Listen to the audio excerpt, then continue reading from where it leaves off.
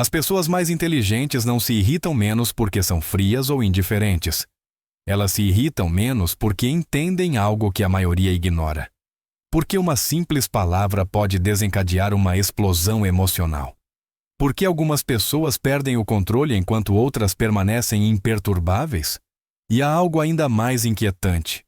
Cada vez que você se irrita, alguém mais ganha poder sobre você.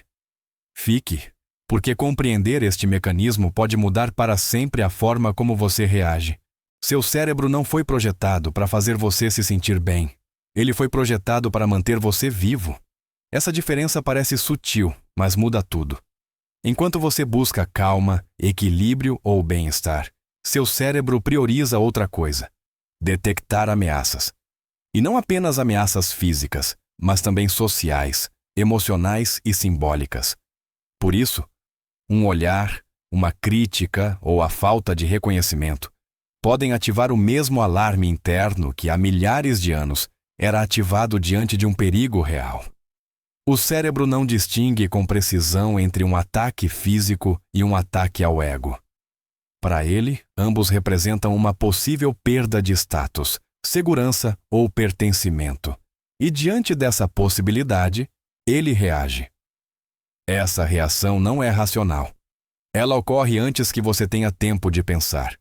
O sistema emocional é ativado primeiro e empurra a mente para a defesa. Aí aparece a tensão, o impulso de responder, a necessidade de se impor. Não porque a situação exija, mas porque o cérebro interpreta que algo está em jogo. As pessoas que se irritam facilmente não têm um cérebro defeituoso. Elas têm um cérebro sem questionar. Não aprenderam a diferenciar entre uma ameaça real e um desconforto emocional. Para elas, qualquer atrito parece urgente. Qualquer provocação parece intolerável. Quem parece mais calmo não carece de emoções. Simplesmente entendeu esse mecanismo. Sabe que nem tudo que incomoda é perigoso e que nem toda reação automática merece se tornar ação. Aprendeu a observar o sinal sem obedecê-lo imediatamente. Aqui ocorre uma diferença chave. Quando você reconhece que seu cérebro não busca sua felicidade, mas sim sua sobrevivência, você para de tomar cada impulso como uma ordem. Começa a vê-lo como uma sugestão. E essa distância inicial é o primeiro passo para o controle emocional real. Compreender isso não elimina a raiva, mas a desativa parcialmente. Permite que você ganhe segundos. E esses segundos são suficientes para evitar que uma reação instintiva tome decisões que depois você terá que arcar. A raiva não aparece porque você a escolhe. Ela aparece porque seu cérebro já decidiu por você. Antes que você possa analisar o que acontece, o corpo se tensiona, a respiração muda e a mente se foca em se defender. Tudo acontece de forma automática, sem permissão consciente. Esse automatismo tem uma função clara: reagir rápido. Em contextos primitivos, essa rapidez podia salvar a vida. Hoje, no entanto, costuma gerar o efeito contrário. As situações que despertam raiva raramente exigem uma resposta imediata. São conflitos sociais, mal-entendidos ou atritos emocionais. Mas o cérebro não se atualizou a esse ritmo.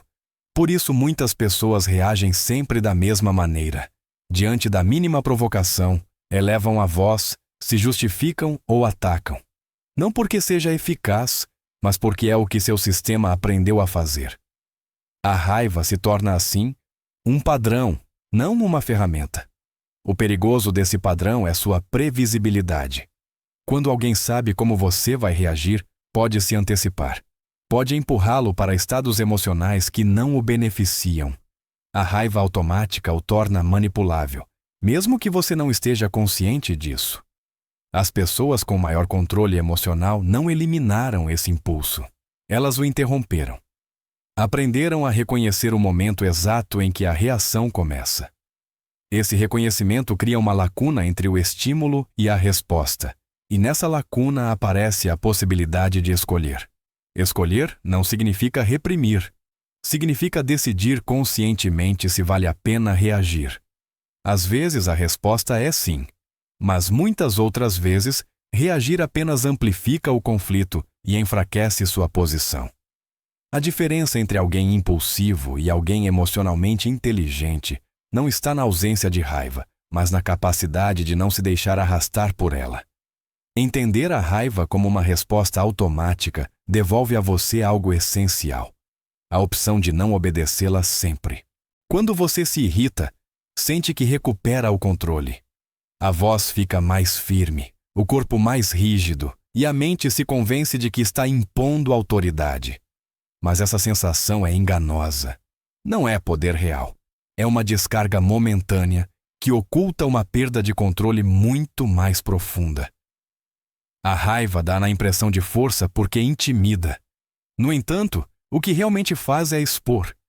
Cada explosão emocional revela o que o afeta, onde dói e o que pode desestabilizá-lo. Em vez de protegê-lo, a raiva aponta seus pontos sensíveis. E quem os vê, aprende a usá-los. Por isso, as pessoas que reagem com raiva constante costumam perder influência a longo prazo. Embora possam se impor no momento, seu comportamento se torna previsível. Os outros sabem quais botões apertar, quando provocar e como tirá-los do equilíbrio. A raiva deixa de ser uma defesa e se torna uma porta aberta. Além disso, a raiva reduz a clareza. Nesse estado, a mente se estreita, só vê o conflito imediato e perde a perspectiva. Decisões importantes são tomadas pela emoção, não pela estratégia, e as decisões emocionais raramente favorecem quem as toma. As pessoas emocionalmente inteligentes entendem isso. Sabem que o verdadeiro poder não se sente intenso nem explosivo, sente-se estável. Não precisa ser demonstrado porque não depende da reação do outro. Por isso, quando alguém tenta provocá-las, não respondem com a força esperada. Respondem com controle ou não respondem em absoluto. Renunciar a essa falsa sensação de poder não é fraqueza. É uma forma de recuperar o comando. Significa deixar de agir para satisfazer o impulso e começar a agir a partir da escolha consciente. Nessa mudança, a dinâmica se inverte. Quem provocava perde terreno e quem se mantém sereno ganha margem de manobra. A raiva promete domínio, mas entrega dependência. O controle real começa quando você não precisa mais se irritar para se sentir forte. O silêncio incomoda porque quebra as expectativas. Quando alguém provoca, espera uma reação, uma defesa, um ataque, uma justificativa. O silêncio nega essa recompensa, não confirma nem desmente de imediato. E nessa ausência de resposta, o controle começa a mudar de mãos. Ao contrário da raiva, o silêncio não expõe seus pontos fracos. Não revela o que o afeta nem onde dói. Pelo contrário, obriga o outro a projetar suas próprias inseguranças. Sem uma reação clara, a pessoa que provoca começa a duvidar. Foi longe demais? Não conseguiu o efeito esperado? Perdeu influência? Essa dúvida erode sua posição mais rápido do que qualquer confronto direto. O silêncio não é passividade. É uma pausa estratégica. Permite observar o contexto, ler as intenções e decidir com maior clareza. Enquanto o outro se agita, você ganha tempo. E em conflitos emocionais, o tempo é uma vantagem decisiva. Reduz a intensidade, esfria o impulso e devolve a perspectiva. As pessoas que dominam o silêncio entendem que falar demais costuma ser uma forma de defesa. Explicar em excesso, justificar cada ação ou responder a tudo transmite necessidade de aprovação. O silêncio, em contrapartida, comunica segurança. Sugere que você não precisa convencer ninguém para sustentar sua posição. Isso não significa evitar os problemas. Significa escolher quando abordá-los. O silêncio inicial evita respostas impulsivas, que depois são lamentadas. Quando finalmente se fala, é feito com calma e precisão. As palavras pesam mais porque não estão contaminadas pela emoção do momento. Além disso, o silêncio estabelece limites sem confronto. Marca que nem todo comentário merece atenção e que nem toda provocação tem acesso à sua energia. Essa seleção consciente redefine a relação de poder.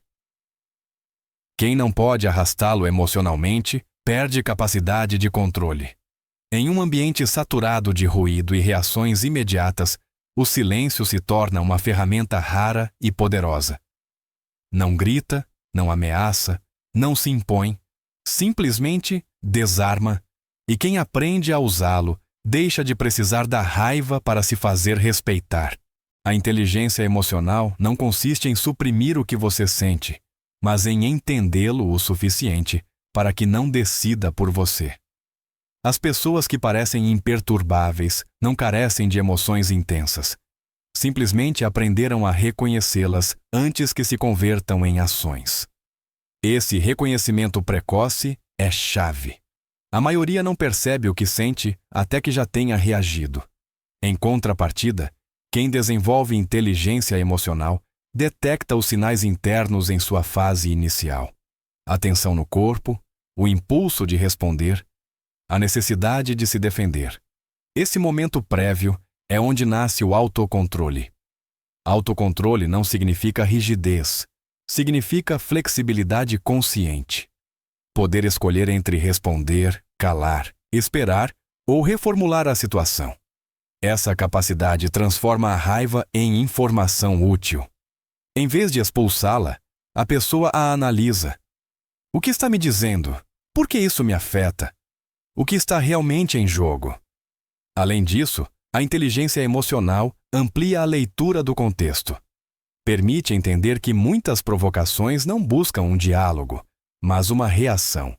Que por trás do ataque costuma haver insegurança, frustração ou necessidade de validação.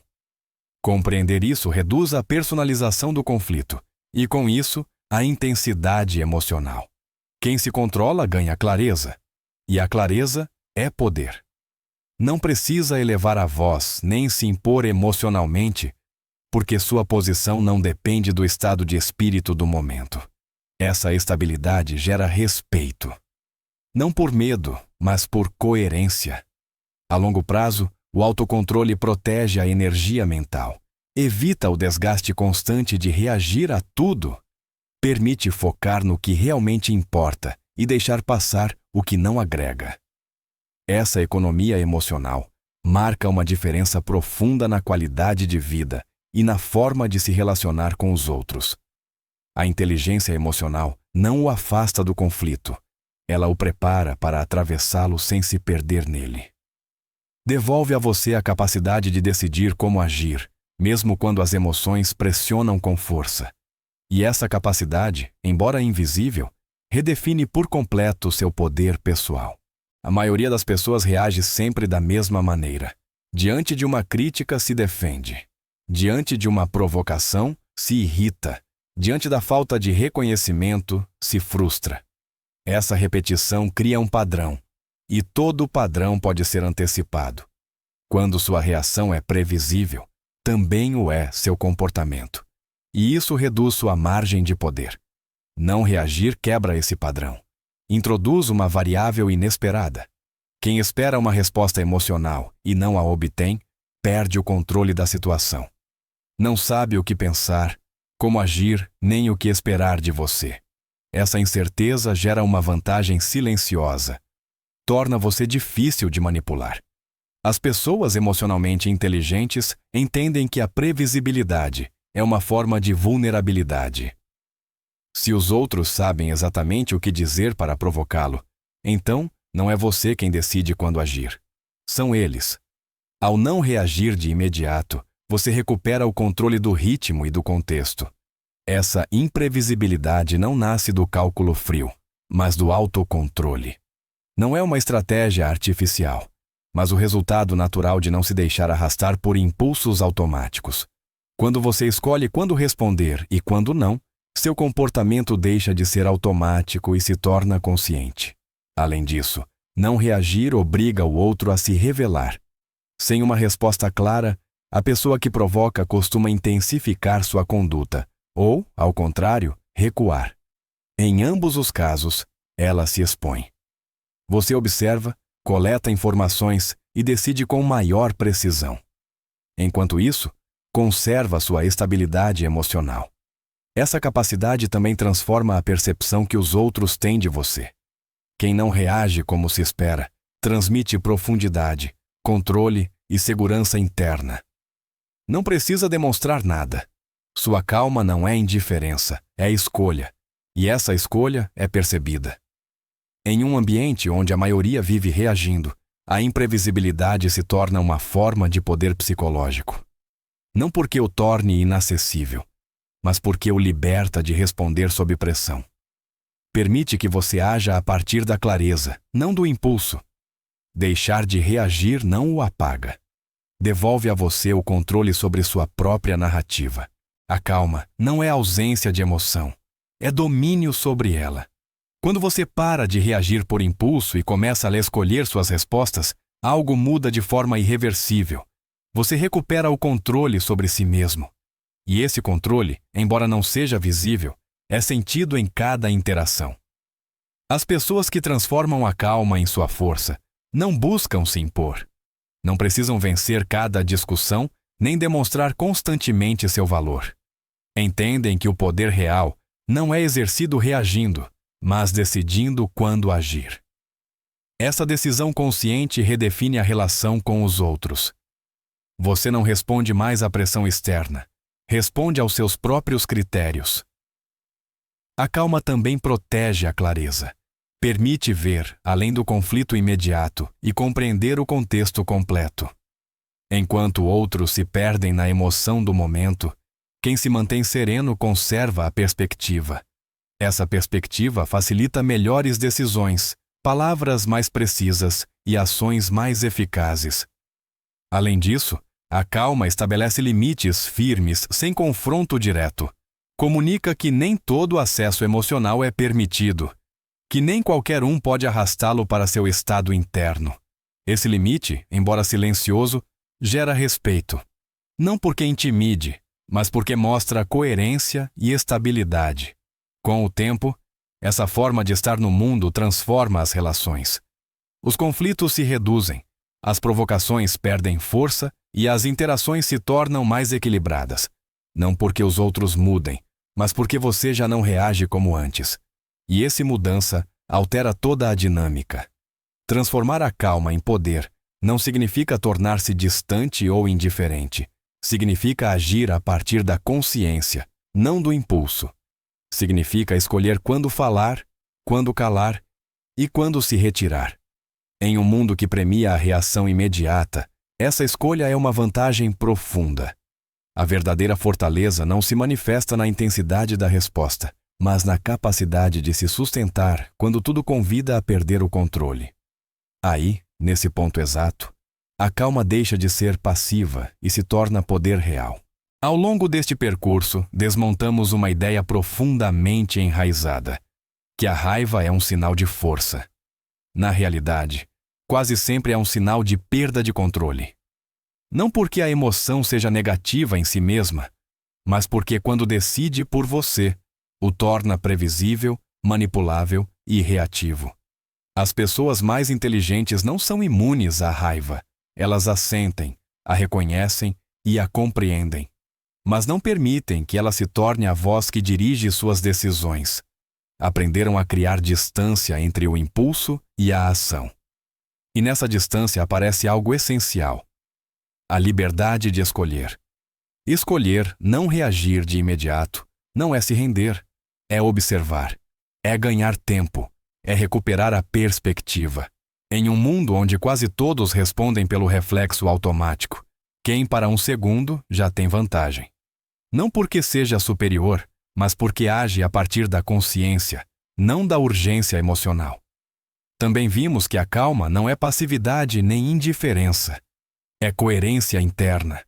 É a capacidade de se sustentar mesmo quando o ambiente pressiona. Essa coerência é percebida, gera respeito e redefine a forma como os outros se relacionam com você sem que você precise impor nada. A verdadeira fortaleza não está em elevar a voz, mas em não precisar fazê-lo. Não está em reagir a cada estímulo, mas em decidir quais merecem sua energia. Quando você entende isso, a raiva deixa de ser um problema e se torna informação. Um sinal que você pode ouvir sem obedecer. A pergunta final não é se você voltará a se irritar. Isso é inevitável. A pergunta é mais profunda. Você continuará permitindo que uma reação automática dirija seu comportamento ou começará a decidir conscientemente como responder? Nesse momento exato, quando você escolhe a calma em vez do impulso, não só muda sua reação, você muda sua posição no jogo psicológico da vida.